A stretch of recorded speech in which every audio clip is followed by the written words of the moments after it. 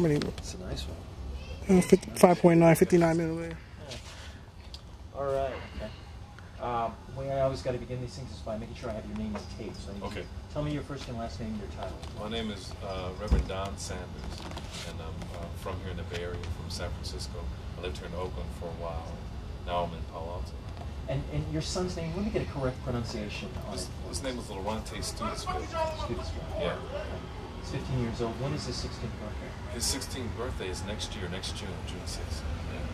Yeah. Talk to me a little bit more about the circumstances under which you found out about his having been shot. Oh, well, our son was missing, and we didn't know where he was the night he never came home. The next day, his mom went out searching for him, and she couldn't find him. She called hospitals and couldn't find him, and she called the police department, and they had no record of him. They said they had a shooting that night, they informed her and myself, but it was a grown man. When we finally went to the hospitals, she went in and they told her that they only had John Does and no children. She eventually went to the police station and showed a picture of her child, or a cop came to her and went to the hospital and identified her child. But it took almost 2 days before we actually found our son. And when we got there, we weren't allowed to see him because he was under a hold. And then the hold was released, and he had no charges pending at the time. Talk to me a bit about his condition right now, and what's the outlook for him right now in terms of surgeries. Have you been able to communicate with him a little bit about what's happening? He has been on life support, and he has had 5 surgeries. He lost 8 pints of blood. He had an infection into his chest cavity because they had to open up his chest cavity to go inside to try to remove the bullet. It went through an artery. It bled profusely. They had to stop the surgery. The infection infected his bone, and a few days later they had to remove the chest bone. And his 5th surgery was just like 4 days ago, and it's so bad that they have to let it close on its own. They couldn't stitch it back. And his temperature has been a problem. He's had a lot of problems with the infection, as I say, and he has a split from his ear all the way down to his midsection, and he's not in great shape at all. It appears that he has some damage done to the left side of his body. It's not paralyzed, but it's definitely the damage is pretty bad. That's the best way I can put it. Have you been able to communicate with him? Only with through hand gestures. He's very weak. He's tried to write to us,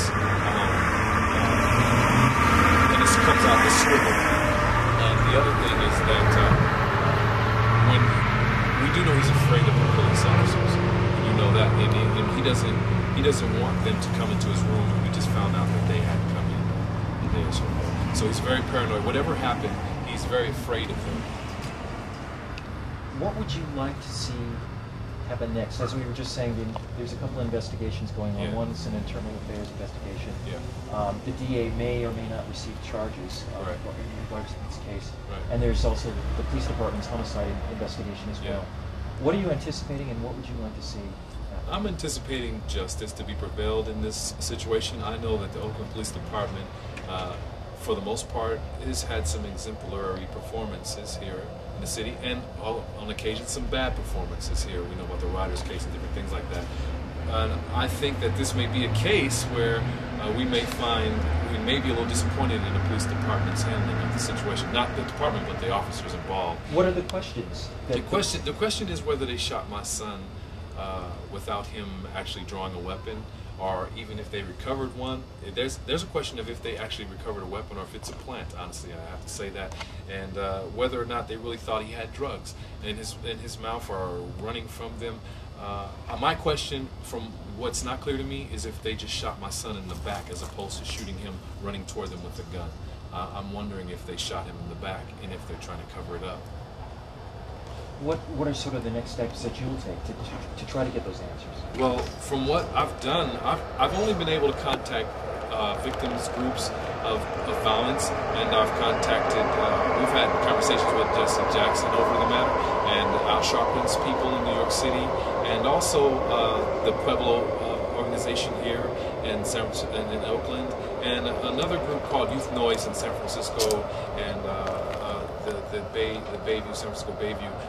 These have been the small groups that have helped us, told us the steps to take, told us to make a complaint with the police department, and we don't really know.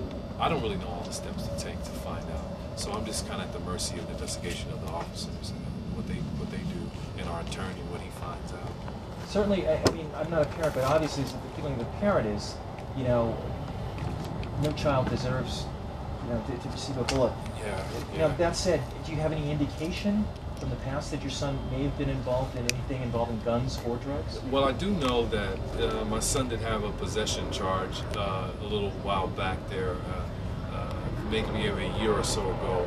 He's never had a weapons thing going on, and I know that as a 15-year-old, 14-year-old kid, they can get a lot of stuff out here, but my kid was on a childlike level with what he did out here with his friends running around. He's got all his credits in school. He's doing pretty good in school, so I don't think that he was so deep into the streets that he was a hoodlum or some drug dealer like they portrayed him in the newspaper. Now, they said it was a narcotics dealer. I think they did that because he had a possession charge before, and I just don't. I'm not sure that that's what occurred this time. What's your son like? My son's he's really a nice kid. He's a real quiet guy. He's very mature for his age, and he's always been that way. He's not a toy kid, but he's a video game kid. He has a great relationship with his mother, and he's a great kid. We're trying to rebuild some bridges between us as far as a relationship. But he's a great kid. He's a great kid. He's very outgoing, very articulate young man, and he's very smart for his age. What's this like for you as a parent? It's very devastating for me as a parent because I'm an ex-con, changing my life, and I really wanted to build a relationship between he and I and my other children, and it's devastating because it's kind of a reality check for what I didn't protect my children against, and I feel somewhat responsible as a father for allowing your children to get hurt in the streets. Because I think sometimes, what is it I could have told them who to be around, or what atmosphere to be around, or even how to respond to police officers stopping you or trying to talk to you. And it's just devastating. I've had some very hard times. For the last 18, 19 days, I've been going to bed very late at night, just trying to be with him, help him, and get in touch with different people to help us. And had some days of crying, a lot of anger. I have a lot of anger inside. But it's not the kind of anger that causes me to be bitter. I just want to use it to find out what positive things we can get out of the situation.